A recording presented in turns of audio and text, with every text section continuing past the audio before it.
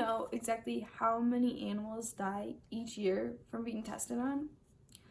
Well, millions of animals, similar to your pets at home, are being subject to the most inhumane and unethical tests every day and end up dying in the end. In order to reduce this number and protect these defenseless test subjects, we need to change the regulations and restrictions of animal testing. And the first step in this process is education on the issue. I personally have written multiple essays on the subject of animal testing and have done countless hours of research to why it is wrong. Animal testing is inhumane and unethical, and there needs to be changes done to its restrictions and regulations. Today, I'll be talking to you more in detail about the wrongs of animal testing. First, I will discuss the cost disadvantage of animal testing. Second, I will explain what is specifically done to these test subject animals. And finally, I will talk to you more about why animal testing isn't always the best choice. Let me first inform you about the costs of animal testing. Did you know that your tax dollars help fund these cruel, inhumane tests to these poor, defenseless animals?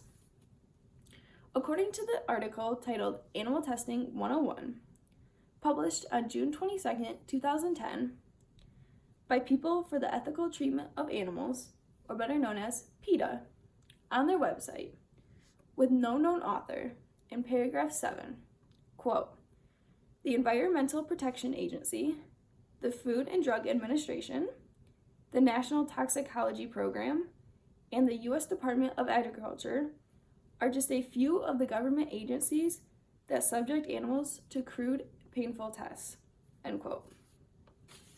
This means that every American who is paying their hard-earned money towards taxes is helping fund these testings done on animals, which are the most inhumane and crude ways to do research. There's also a more cost-effective way to doing these types of tests for cosmetics, medicines, drugs, etc. And that type of testing is called in vitro, which is where researchers can conduct these tests that they're conducting on animals. They can conduct them on isolated cells, tissues, organs, muscles, all of that. So they don't even really need to be testing on animals. In an online article titled Cost of Animal and Non-Animal Testing, written and published by the Humane Society International on October 23, 2012, on their website, they have posted this chart where every in vitro test is at least $400 to $10,000 cheaper than testing on animals. Not only is this method cheaper, but it is also more accurate. When we are testing these products that are going to be later used on humans, on animals, well, animals aren't humans, so that's going to give you these inaccurate results, which makes animal testing necessarily unnecessary. Now, finally, I'm going to talk to you more about the specific tests done to these animals. All kinds of different animals are subject to all kinds of horrible tests every single day. According to an article titled Testing, published by the American Anti-Vivisection Society on their website, with no known author or date, they talk about how rabbits are subject to all kinds of eye tests, which end up blinding them, how rat and mice are forced to inhale toxic fumes, again, how rabbits are forced to have these skin tests done to them, which cause irreversible damage to their skin, and some of these tests include burning their skin, and how guinea pigs are forced to receive injections to their hypersensitive skin, and so on. In every test I just mentioned, these animals end up being killed immediately after these tests. That means these animals are locked in cages, isolated, strapped down, going through these horrible tests every single day just to be killed in the end. So these poor animals are living a horrible life when they don't need to be. Lastly, I'm going to talk to you about why animal testing is not the best choice.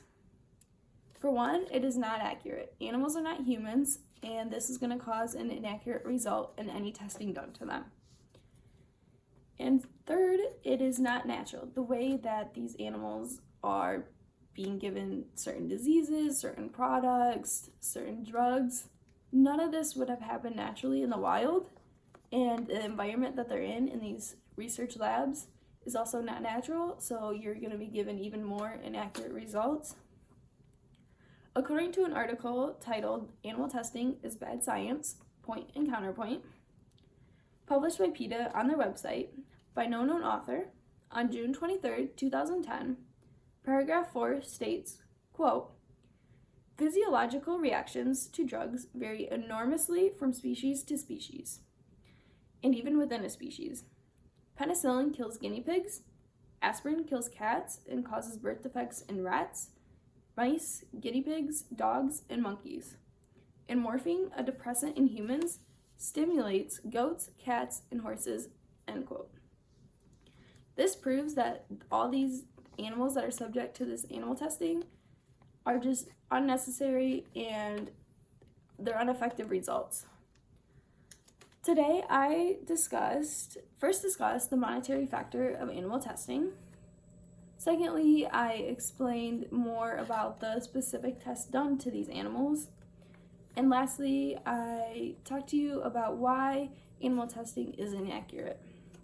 Animal testing is inhumane and unethical, and the restrictions and regulations need to be changed. Now, I encourage you to buy products that are labeled "not tested on animals" and to further educate yourself on this horrific issue, so that way in the future we are able to change the regulations and restrictions for animal testing. Thank you.